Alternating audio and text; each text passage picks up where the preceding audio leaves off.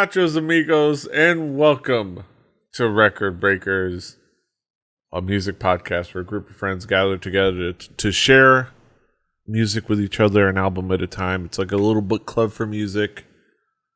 Fun times had by all. I'm PD Rave, and I'm so excited to be back on our emo bullshit. Here with me is my team, my squad, my crew. We've got David. I don't know much, but I do know that Ohana means family. Mm-hmm. We've got Drew. Look, if we want to be on the emo bullshit, I could pull like a couple of months where I just like play this like I used to do in the beginning with ska records, and just like every other week bring something from like the Vagrant Jade Tree era of like on my emo bullshit. Like, yes, exactly. And of course, we have still our guests, our friend, the one, the only, Panda Hacker. How you doing, Panda? Everything's on fire. And everything's fine. We're here to talk about music, of course. We're talking about an album, and as we alluded to, the album is provided by Drew. Drew, what have you got for us this week? Well, I decided to go with an album that I very, very, very much love. It was the last album before the lead singer had to take a little bit of a music sabbatical, dealing with leukemia. And the last album for this particular band. It's an album called North by Something Corporate. Mm-hmm. Let's talk about expectations. David, what expectations did you have coming into this album? When I hear the name Something Corporate, it definitely makes me want to listen to something by Rage Against the Machine instead.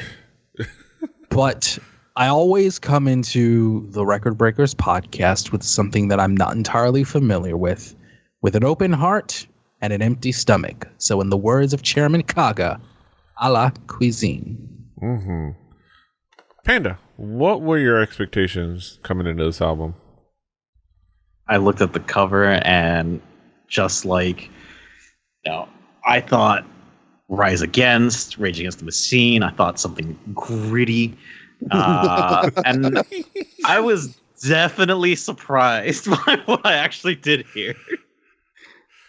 Of course, I'm familiar with Something Corporate. It's, even to now, Spotify knows to populate at least one of the auto-populated playlists with either Constantine or Punk Rock Princess on a periodic basis. So I'm very familiar with Something Corporate. I don't believe I've listened to this album or any album in full, but I know Constantine and I know Punk Rock Princess. And I do love those songs. But let's get into this album in particular, which has, I believe, none of those tracks. Nope. No.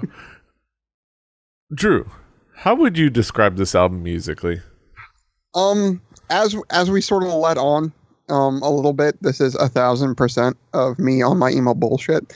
The thing about Something Corporate that was always the standout of them in the scene at this time, because this is around 2002, 2003, when they got really big, or really big for this type of band, is that the lead singer always brought up a giant not full size, but like a piano of some sort.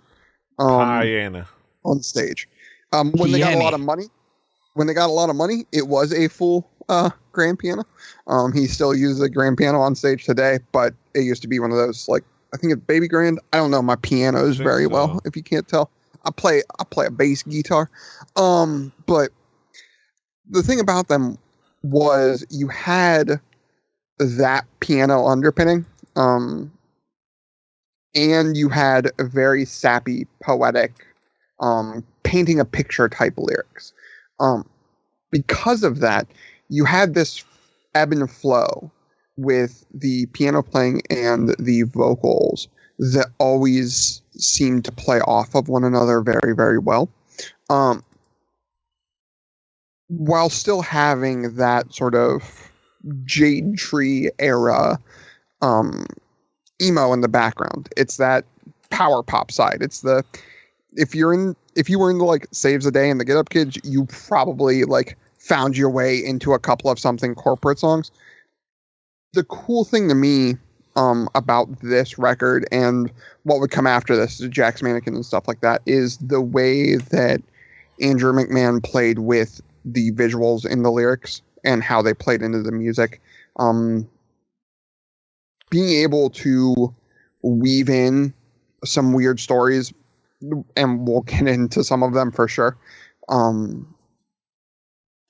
with the lyrics, the melancholy bits, the joyous bits on this album, I think is really, really smart. And all of it is like very catchy and very easily, in my opinion, sing-alongy, and fun, if a bit, like I said, melancholy and morose a bit, just a bit sad on some of it. But there's bits of joy, there's bits of sadness, there's bits of righteous violence that we'll get into, but yeah, that's sort of why I like this album. Yeah, did a little quick quiet research. It is in fact a upright piano that he played. Upright. Not just an upright piano, which is really cool. And I remember correctly, an upright piano with like a bunch of stickers on it, which was always the coolest thing. It was always stickers of bands that they were touring with and stuff like that. Yep. Yeah. Really cool. David, how would you describe this album musically? What would be the themes, elements that catch your attention? Well, obviously the piano. That was something that stood out most significantly. Also, I think just in terms of composition and songwriting, this felt like a step above a lot of what I've heard of this pop punk, power pop, emo world that I've heard in the past. This felt like a step above, and not just because of the piano. It felt like Andrew McMahon is a really talented songwriter and musician, and what was going on here on this album was some pretty quality songwriting from top to bottom. Really good production as well. Guitars sounded good, drums sounded good. Pianos never really completely drowned out by anything. Overall, really solid. I'll get into a little bit more detail of my thoughts later on in the conclusion, but I felt like composition-wise, this was a step above what I've heard in this space before. Mm-hmm. Panda, how would you describe this album musically? What would be the themes and elements that stand out for you? So, I am not familiar with this genre at all. So I only know from this podcast. Only from this podcast. Here, let me get you a Spotify playlist we made for Demon 5 about forever ago. I believe that's a real thing that we have. I believe it's called Wah. And we also have a hip hop one called Yo with like 5,000. Can I make a prog playlist? Sure, but it has to fit those naming conventions. Musically, it's interesting to me. For me, it doesn't seem like there's a lot of how do I want to put this? A lot of change, a lot of dynamics in some of the songs. A lot of them felt like very constant throughout. Things do play off of each other, but there wasn't a lot of variance to the type of sounds that I was getting. But they make it work. I found songs enjoyable, although some songs felt more fading into the background than being up front and actively listening. Yeah. Yeah, it's an album full. The songs are energetic at times. They like Drew has said, it can get a little melancholy. It has some like more down tempo tracks, but it has a lot of fun stuff. This is that power pop punk sound that, you know, you have your few ballads and then you have your anthemic stuff that's gonna make you bounce around at the local club, local rock club, where you're checking it out with your homies. It is fun, but it is well made and well constructed enough that you can kind of like get into it and enjoy the composition of it. But at the end of the day, one of the things that I love is just that it's right in that like wheelhouse of like that power pop punk emo stuff, but it's like a high quality version of that. This is your really good primo stuff. This is your chef's kiss stuff. You know, you can have your there's a lot of it that you can enjoy, and I enjoy all of it, but this is your primo high standard grade A stuff. Which is what's really beautiful about this. But let's get into some of the key tracks. Drew, what would be some of the key tracks to zero in on? Okay, I'm gonna do more than I usually do, and I'm sorry about that. But like, when I picked this, I was like, I haven't picked something corporate yet. What is wrong with me? So As You Sleep, Andrew McMahon being sort of breathy on his vocals, a sort of like tonal swell into the chorus. It's like, oh, hey, it's an emo record. Go figure. Space. Space was the single, and the first one on the album. So it kind of alternates between Andrew McMahon and Josh Partington being the main writers. And I want to cover two of Partington's. Space, which is the single. The crunch in the guitar, and sort of that chorus hook, I think makes it a little easier for radio, which makes sense for this to be the lead single, in my opinion. It's still a catchy song. It's so good, and it's still something corporate, but it has that little more of like, oh, okay. Like the tone of this was definitely set up for it to be an alt-rock radio song. Got it. Only Ashes. I love another Partington joint. Manic guitar to open up.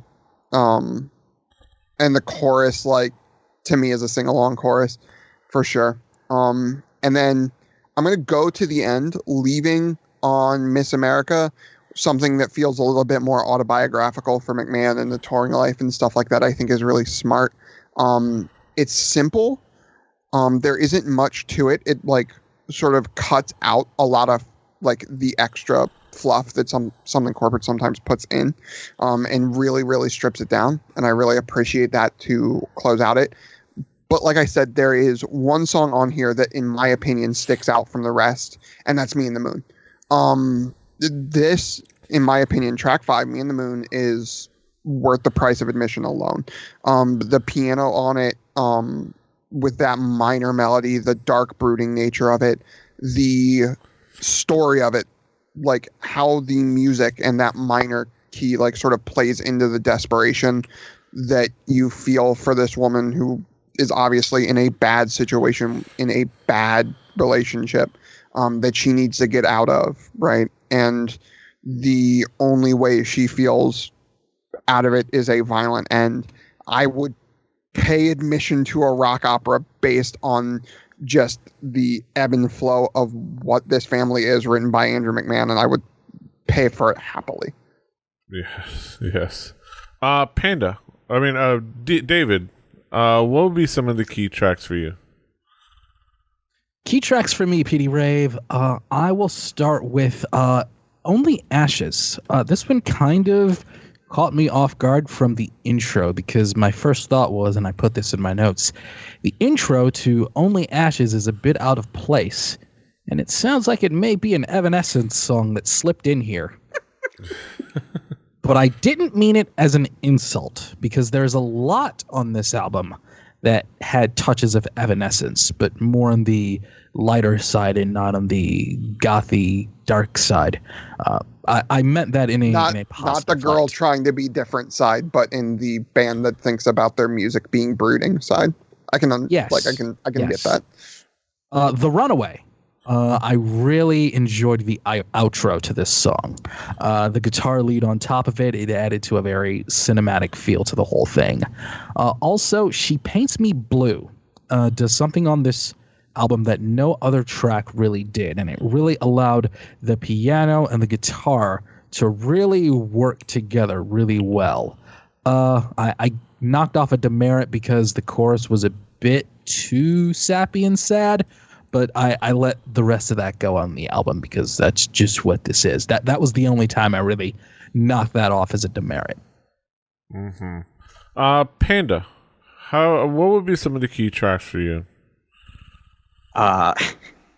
So it's probably going to be no surprise that the songs that were key tracks to me were a little bit more, I would say, guitar forward than piano forward.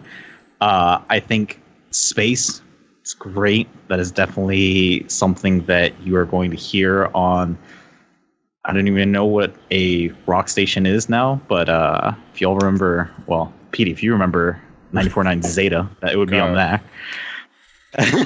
Ours was a we had an alternative station, 88.9 The Alternation, which was the radio station based out of a local high school. Like when you played football. Here it's 89X, which is actually in Windsor, Ontario. Nice. We had 94.9 Zeta for new rock and 105.9 Big 105.9. The cat. See, Big 105.9, and I straight up called Justin out for naming 105.9 the cat because of Big 105.9, and I was like, yeah, because we're all South Floridians, so we all know that. It's like, I see you, but yeah, we had new rock and we had roll rock. That's what we had. But as you were saying, Panda. And then the other two are Only Ashes. I love the lyrics of that song. I think they were written extremely well, and it's one of my favorites off the album, more than the actual single that was released. And 21 and Invincible. I like the way like these semi-gritty power chords are playing off of what seems more polished as a whole with the singing and the piano and the harmonies. Yeah, there's just a lot of really great tracks. But yeah, it starts off great, like we talked about with As You Sleep. Like it just establishes that sound that I'm familiar with, even just with a couple of songs that I know. But it is fantastic, and yeah, Space has just a really great energy, and kind of like offers a great contrast, which I think is a really cool thing that they did with the Josh and Andrews mostly trading off their songs that they wrote separately, which is kind of great, creates a really great dynamic. But Space is a really good example of that, and The Runaway is another one that stood out. It's just a sing-alongable as hell and really well made. It's just a really solid track. Let's bring it back around the horn. Talk about some conclusive thoughts. David, how would you conclude on this record overall? My issue with this record is that while I thought it was pretty good and pretty solid, I'm not sure who the target audience is for it. Like that was the thing that I had a little bit of issues figuring out. It's in this strange area of not being quite hard enough for the old rock station, but not being quite pillow soft for adult contemporary. It doesn't make me want to get in a fight and punch somebody, but it doesn't really make me want to lie down in bed and cry either. It's in this kind of weird Middle space ground. where I'm not really sure what it is. Andrew McMahon I think is singing on this album like someone who is trying to do the nasally pop punk voice, but is probably a much better singer than he sounds. It sounds like he's doing this to fit in with this genre, but it seems like as a musician overall, he's probably better than that, and he's playing down a little bit from what I can gather on this, because songwriting wise, composition wise, talent wise, it shines through, and I think that from what I gather, he went on to do better and more interesting things after he recovered from his health issues. So maybe it was for the better in the long run. Nothing about this was bad. I just feel like it was a little kind of in the middle. Mm-hmm. Panda, how would you conclude on this album? So, also, this being my first time delving into this, the way this album struck me mostly as very, very similar to what David said in terms of it being a little too soft for at least what I thought I was getting into.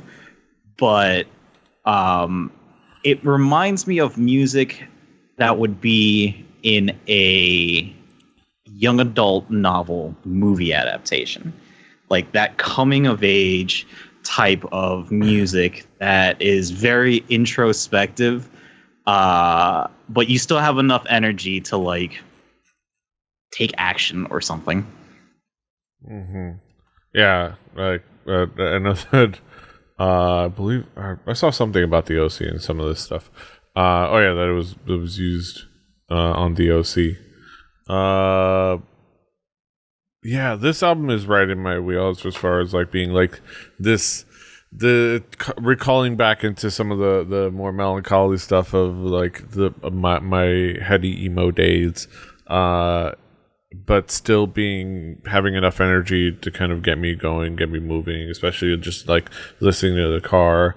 I like that it has that, it's in that middle ground, kind of emotionally, and I think it works for me. It's composed really well. It's just fun to listen to and fun to kind of sing along and bop your head to, and it's just a well made record that gets you going. At least gets me going.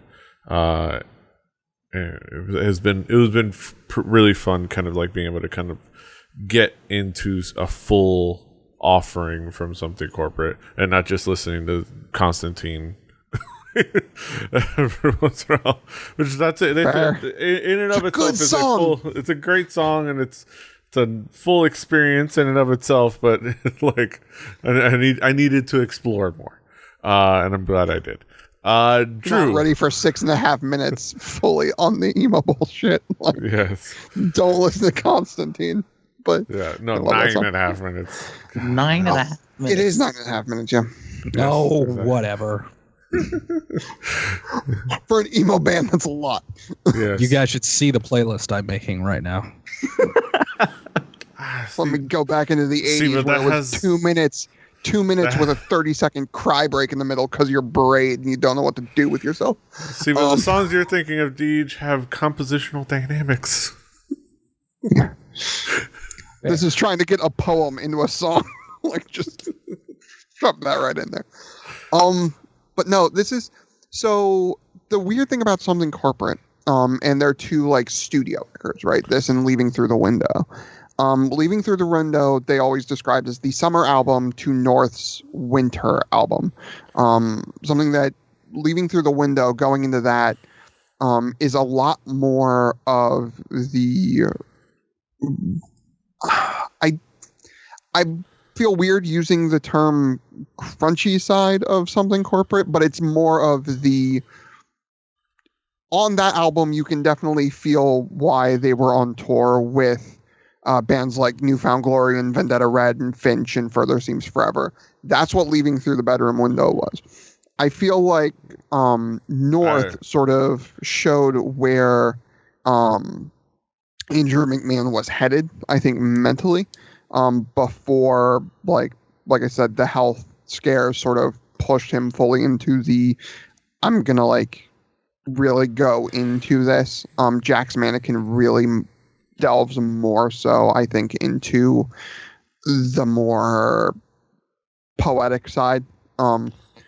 Whereas, like, if you see Jordan is not a poetic song, it's a, like, pop punk middle finger, like, sort of stuff. North is definitely, I think personally, if we're talking about musicianship, songwriting, and lyrics, I think a more complete album than Leaving Through the Window. Leaving Through the Window is what I'll put on more to, like, drive down the road with my windows down and have a good time. This is where it's like, this is Andrew McMahon getting into some stuff sometimes, which I really, really like.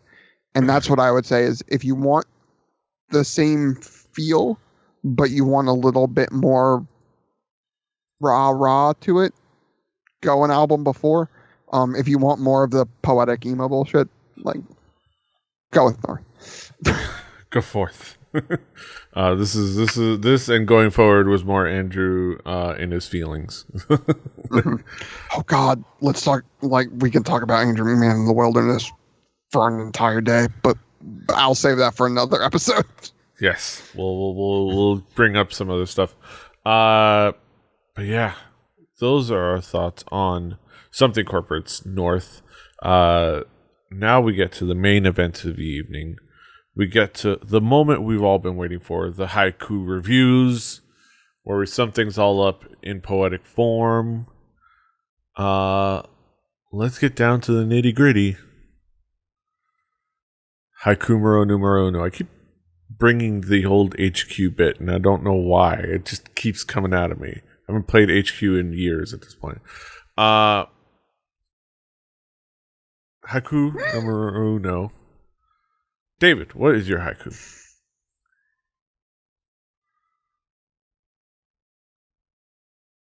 Oh, you're muted. Oh, Jesus. I thought it was me. One more time. Yeah, with feeling. If you imagine Ben Folds with a little grit, take a trip up north. Mm-hmm. Panda, what is your haiku? God, I'm so bad at these. My haiku. So are we. I don't know what you guys are talking about. I'm fucking great. Yeah, you're doing wonderful, honey. Emo meets indie, angsty teens and holes in jeans, polished production. Yes. My haiku. Anthemic emo that's fun to sing and bounce to. I am here for it. And last but not least, Drew, what is your haiku? A blast from my past, emo side on full display. Glad he did not die. Mm-hmm. Me too. All right, one note here. Those are our thoughts on Something Corporate's North. It's a fantastic album. Go check it out. It is on our Spotify playlist. Play Record Breakers the home game. Do your due diligence and your due diligence. You'll follow along with this at home.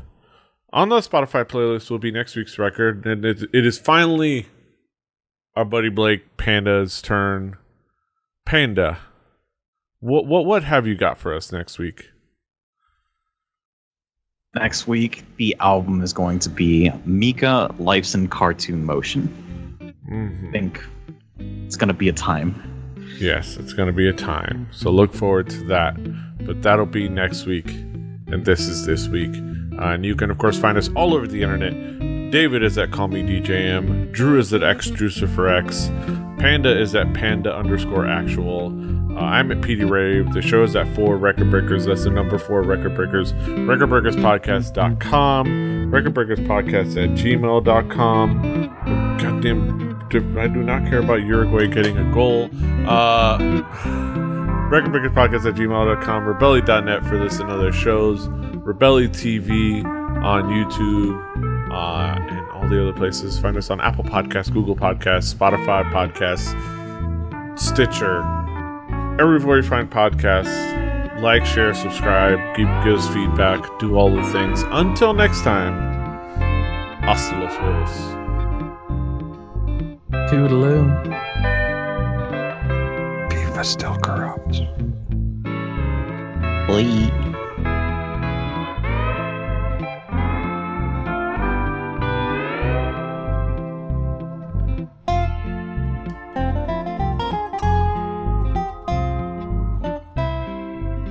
Diamond Club hopes you have enjoyed this program.